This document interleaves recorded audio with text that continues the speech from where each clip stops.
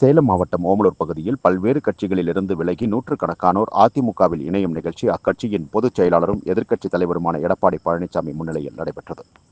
இந்த நிகழ்ச்சிக்கு பிறகு செய்தியாளர்களுக்கு பேட்டியளித்த எடப்பாடி பழனிசாமி, எம்ஜிஆர் குறித்து விசிக தலைவர் திருமாவளவன் தெரிவித்த கருத்து தொடர்பாக கேட்டபொழுது, தமிழக மக்களால் தெய்வமாக போற்றப்படுபவர் எம்ஜிஆர் என்றும், அவர் குறித்து விமர்சிப்பவர்கள் அரசியலில் காணாமல் போய்விடுவார்கள் என்றார்.